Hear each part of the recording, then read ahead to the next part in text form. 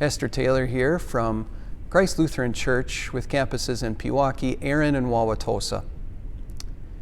When we meet Jesus in our text, he is determined to get to Jerusalem. For in Jerusalem was his suffering and death, which means in Jerusalem was our deliverance, and he was willing and ready to do that. He set his face toward Jerusalem. Nothing was stopping him. And along the way, in our text, we find that he meets some would-be followers. The first one says, "I am ready to follow you wherever you go." Wow, who wouldn't want to hear that? Well, Jesus recognized it's quite a promise, but it's almost as if he asked them, "Are you sure? Have you counted the cost when it comes to following me?" For me, it means suffering and sacrifice. But that's also what it means for you as my follower. Are you ready to make that commitment? And then Jesus meets another person on the way, and he invited this person to follow him.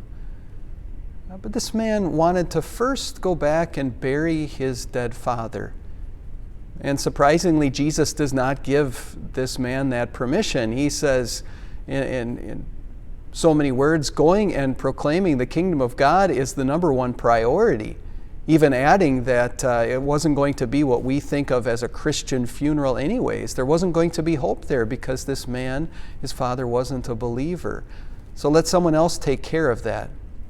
And there's much more to this interaction than meets the eye. It wasn't just a funeral that this man was asking to attend. It was also those days of being unclean, because he would have been handling that dead body and helping get his father buried.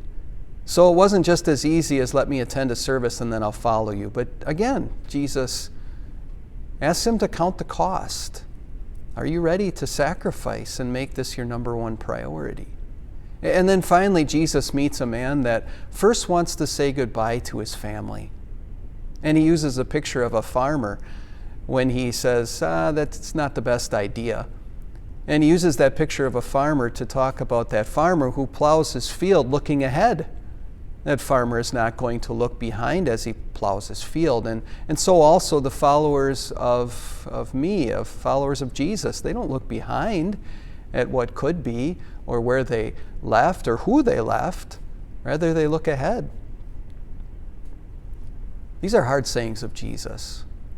But he's trying to get across the simple point.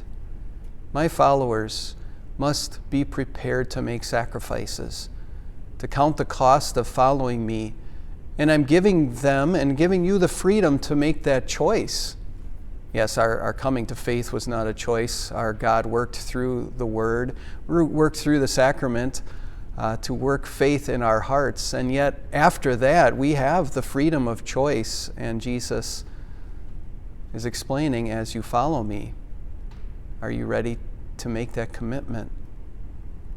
Well, may the Lord work through his gospel message, especially during the season of Lent, so that you choose to follow Jesus ever closer, so that you see today as an opportunity, that Jesus gives you many choices, and among the first priorities is to follow him closer today than yesterday.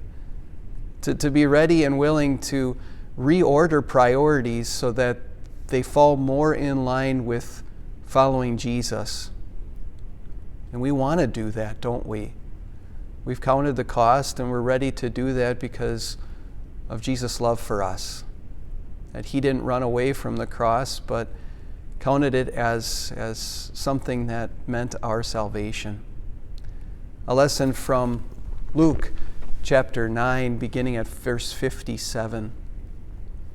As they were walking along the road, a man said to him, "I will follow you wherever you go." And Jesus replied, "Foxes have dens and birds have nests, but the Son of Man has no place to lay his head." He said to another man, "Follow me." But he replied, "Lord, first let me go and bury my father." Jesus replied to him, "Let the dead bury their own dead, but you go and proclaim the kingdom of God." Still another said, "I will follow you, Lord, but first let me go back and say goodbye to my family." Jesus replied, "No one who puts a hand to the plow and looks back is fit for service in the kingdom of God." That was the word of the Lord. May the Lord richly bless the rest of your day.